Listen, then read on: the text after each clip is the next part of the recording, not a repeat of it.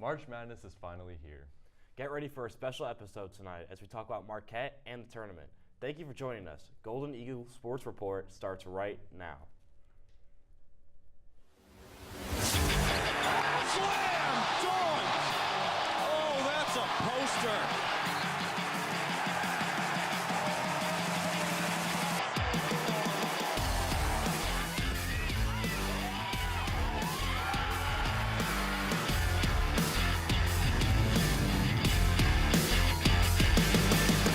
Live from the Jeannie Hayes Virtual Studio at Marquette University, this is Golden Eagle Sports Report. Marquette gets the rebound, and the champions have gone down.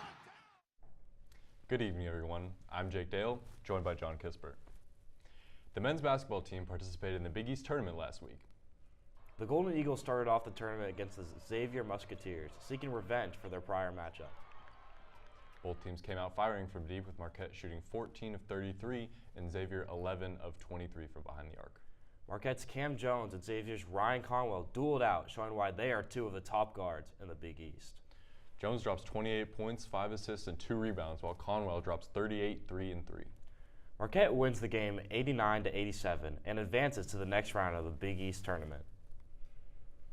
On to the next round, the Golden Eagles face off against the number 1 seeded St. John's Red Storm. Both teams battled it out in the first half, with Marquette leading the Johnnies 37-35. But St. John's displays why they are the number 1 seed, taking over the second half and winning the game 79-63. St. John's is led by junior forward Zuby Ejiofor, who drops 33 points, 9 rebounds, and 3 assists. On the other end, Marquette is led by senior guard Cam Jones, who drops 24 points, 7 rebounds, and 2 assists. St. John's eliminates the Golden Eagles and goes on to win the Big East tournament for the first time in 23 years. The Red Storm sweep the season series against the Golden Eagles, winning all 3 games and achieving a 2 seed in the national tournament. Despite the loss, Marquette looks forward to March Madness, where they face off against New Mexico in the first round. Following an impressive tournament performance, a Golden Eagle earns Big East honors. Senior guard Cam Jones finds himself featured on the Big East All-Tournament team. The Memphis native averaged 26 points along with 5 rebounds and 4 assists per game. And speaking of Cam Jones, he also earned second-team All-American honors.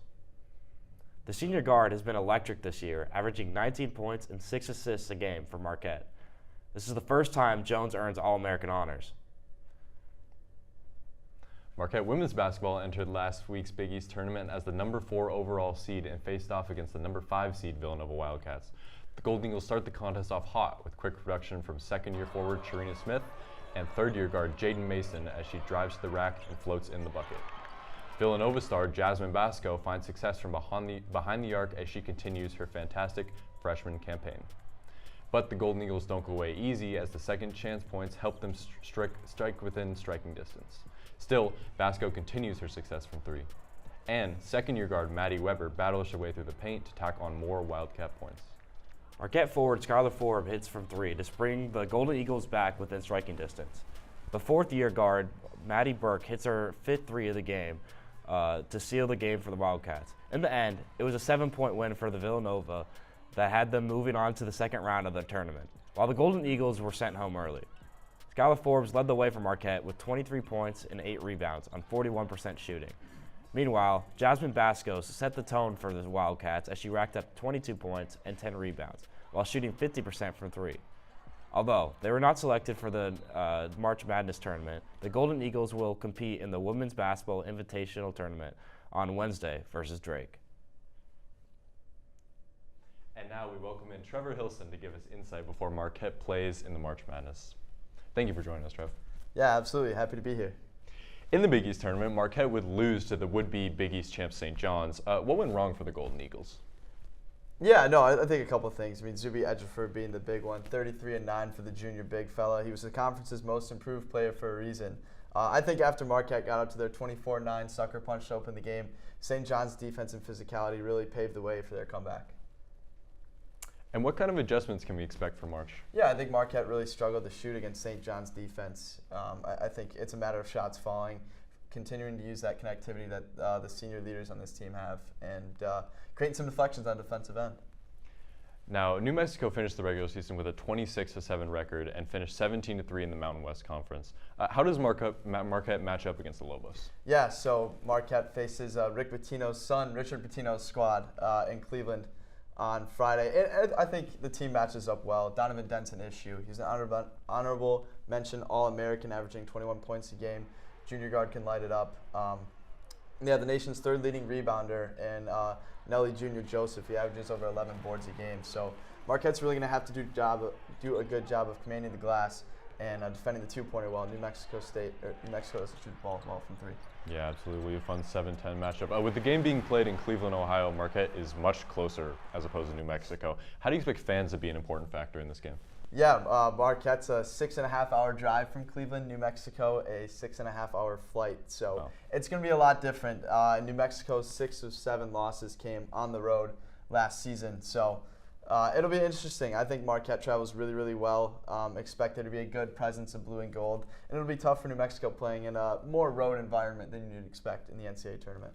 Yeah, for sure. Well, one thing Marquette is going for is its experience with 3 returning seniors on the team. Just how important is experience in this tournament, and how much of an impact will it have in a game like this? Yeah, those 3 of the 4 of the Guardians, they've played in 4 NCAA tournaments in their career. I mean, they've seen it all, right? I think relying on that senior leadership is so important. And you have guys right behind them, and Ben and Chase, who have played in 3 tournaments as well. So that experience and the continuity that Shaka Smart has on his roster, the no transfers that he likes to use, is going to be really beneficial this time of year when you have guys that can gel and play together and know how to play together in the most important part of the season. Yeah, absolutely. Well, I look back at last year. Obviously, you have Kolek, you have Iguodaro as a 2 seed. You lose to NC State in the Sweet 16. How far do you expect Marquette to go this year? I think Marquette really lucked out with their seeding. Not only playing in Cleveland, but you get teams along the road that match up really well with the Golden Eagles. I love where they're at. I think they beat New Mexico. And then the revenge game from 2 years ago, they beat Michigan State. Roles reversed from that one. In my bracket, I have them playing Ole Miss in the Sweet 16.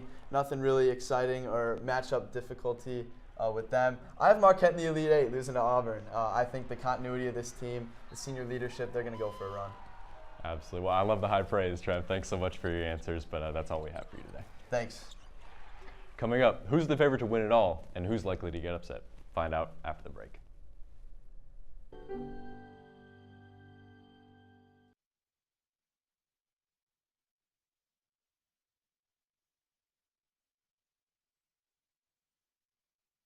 Patriotism. It inspires passionate debate. It's worn like a badge of honor with good reason, because it means love and devotion for one's country. But what really makes up this country of ours? It's the people. To love America is to love all Americans. This year, patriotism shouldn't just be about pride of country. It should be about love. Love beyond age, sexuality, disability, race, religion, and other labels. Because love has no labels. So, I just moved in with this family, and it's embarrassing. The little one, he likes to go outside and crawl around in the giant litter box. I don't know what he's doing. I mean, I was born, and I knew how to use the litter box.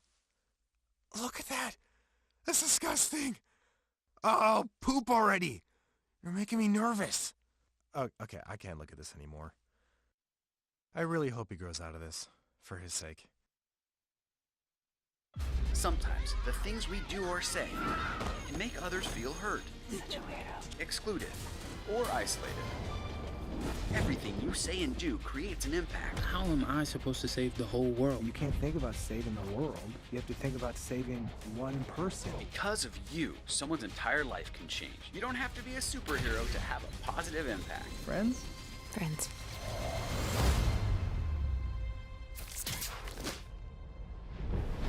Home fire drills give your family a plan of action. In a home fire, you may have less than 2 minutes to get out. So when you drill, show everyone 2 ways out of the house, pick a safe meeting spot, and get there in under 2 minutes. Then practice home fire drills at least twice a year. You can even make them fun. So everyone knows the sound and exactly what to do when they hear a smoke alarm. Go to ready.gov/fire drill and learn how to prepare your family for home fires.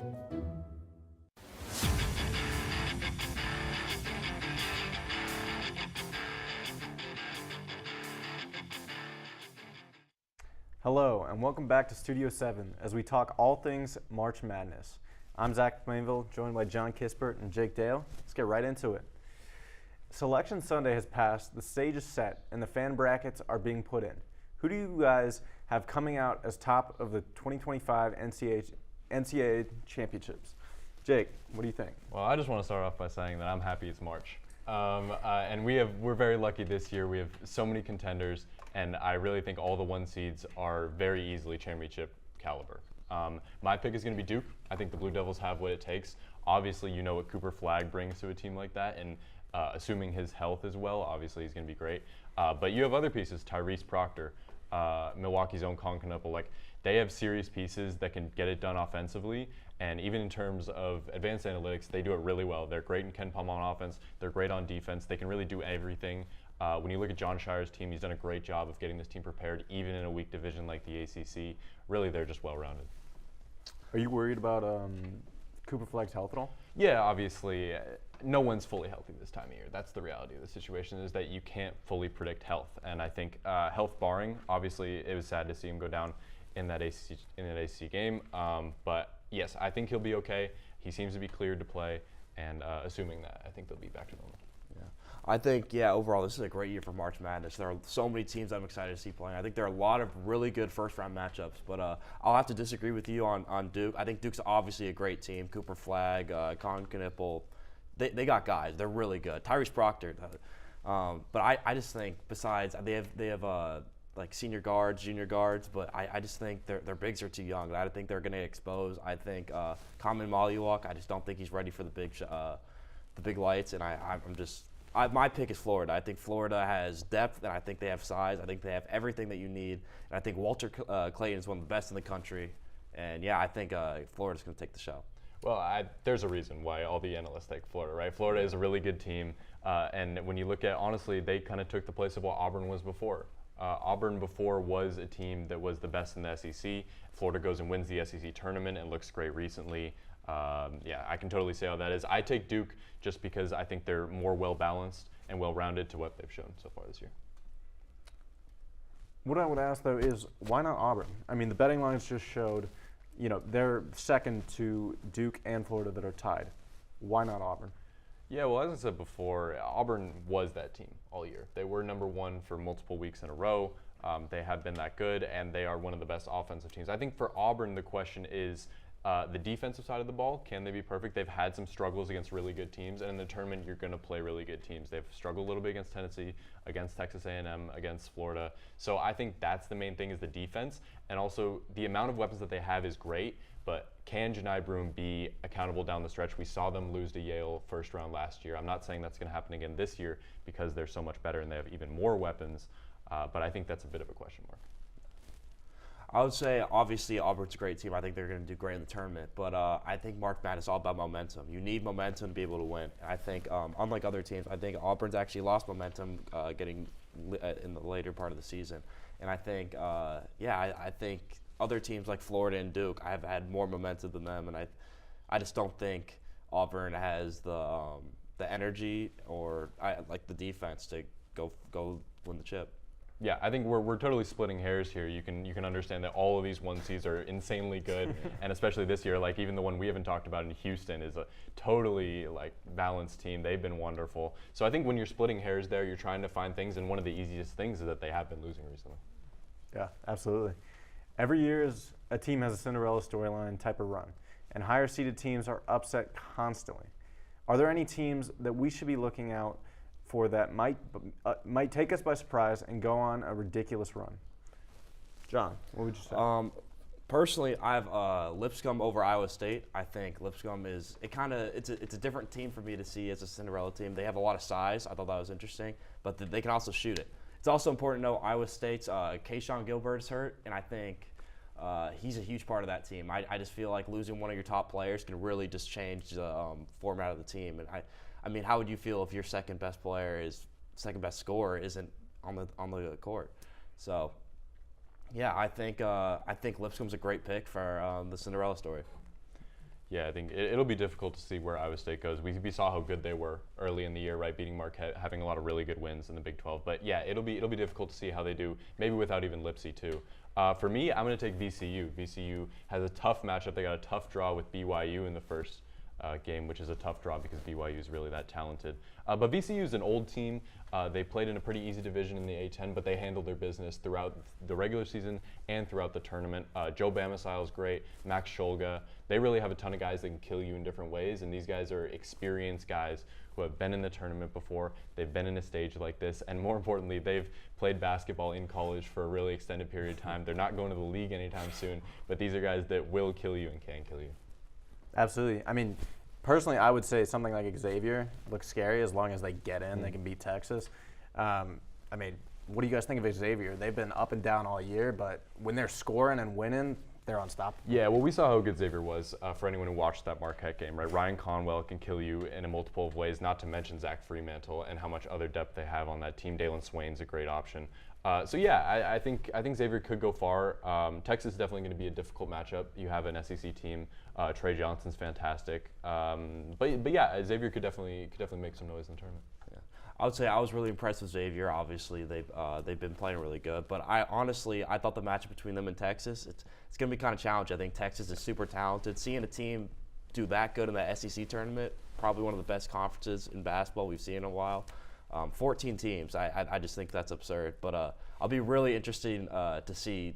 I think those are two pretty similar teams in the way that they play hard. They're led by their guard play. And, yeah, I think it really comes down to that playing game. Yeah, I think it'll be super interesting to see how SEC teams fare, like sort of the mid-level SEC teams. We know how good the Tennessees and Floridas and Auburns and Alabamas are. But I think for me, it's the middle level. It's how will Texas play. It's how will sort of A&M perform. Will they get upset by Yale? It's how will Vanderbilt play? Like all these teams that will have tough matchups down the stretch, and seeing if they can prove that SEC is really that good.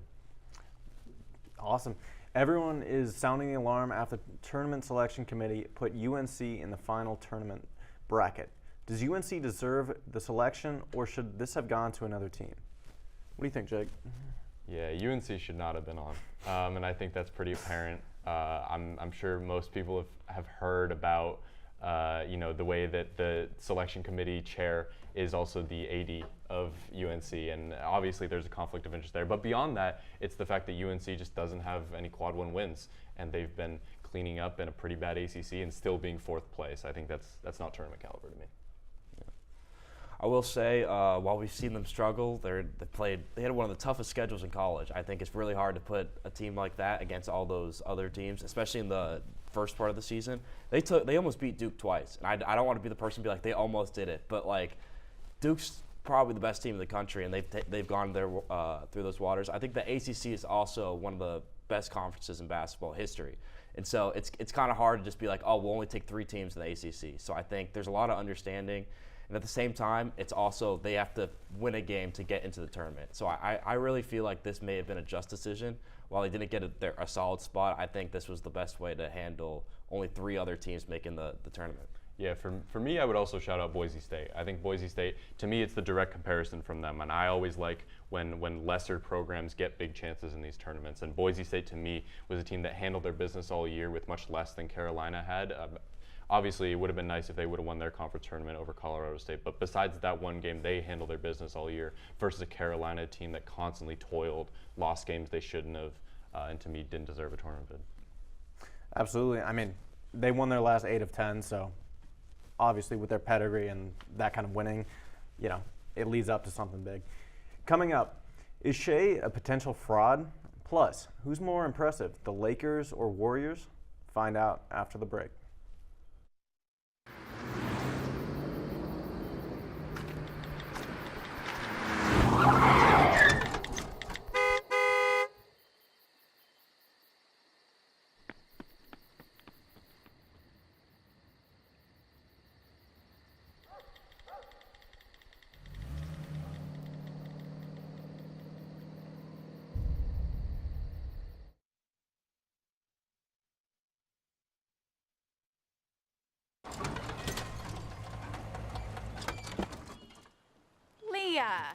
Did you put a new dent in that?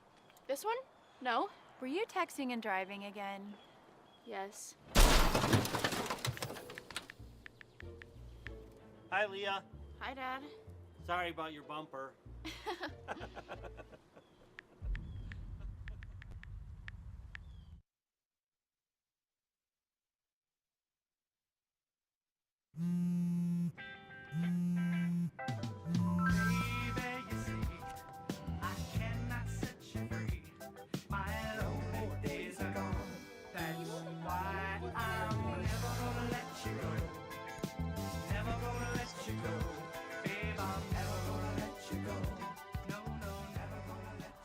Here you go.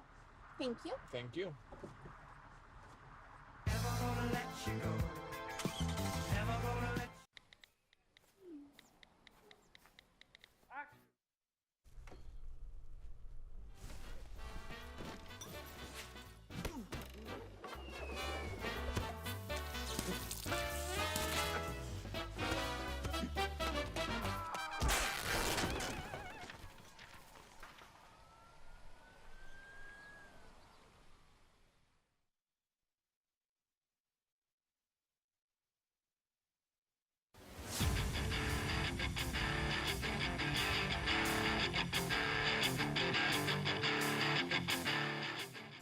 And welcome back once again to Studio 7 as we discuss NFL free agency and the latest drama in the NBA. Let's get back to it. Last week officially marked the beginning of the new league year in the NFL, and that means free agency. There's already been a ton of new signings, but what team is winning free agency? What do you think, John? I said the Bears. I think, obviously, I feel like the Bears definitely had pieces, but they struggled with their identity. I feel like they lacked an O-line, and while Caleb Williams, I thought, had a decent rookie year, I think it just didn't feel like it gelled together. I think getting a head coach in Ben Johnson is a huge thing. I think that was kind of the top coach everyone wanted to get. And so I think that was huge for Chicago, and I think they're starting to stack up their O-line. I just think they're moving in the right direction. While it might not be any big names, I think it's the direction they're going in is definitely the top for me. For me, I'd say, well, I give my first shout out to the Bengals. I think it's nice that they paid their guys. I think it's going to take time for them to build up their defense, especially with how much money they gave out. But there is a serious importance in keeping Joe Burrow happy, and the way to do that is to keep two of the best receivers in the league on his team. The other team I'll give is the Denver Broncos. I think essentially stealing the Niners' defense and getting Hufanga and Greenlaw to an already great defense will give Sean Payton just so much freedom to do down the stretch, and I think that was a great move. Especially with their defense, how good it was last year too. Yeah. I mean, what I would say is honestly the Bucs. Tampa Bay brought back Godwin, Levante David, and they brought in Hassan Reddick, who had a bad year this last year, but before that he had 150 pressures over 2 years or something. So for me at least, I see the Bucs making the biggest splash in free agency. A lot of people are saying Washington, but they also traded away a lot of their picks to get their players. Yeah. So it's kind of hard to see how they really improved too much with losing so much draft capital. What would you say is the big problem with the Bengals defense?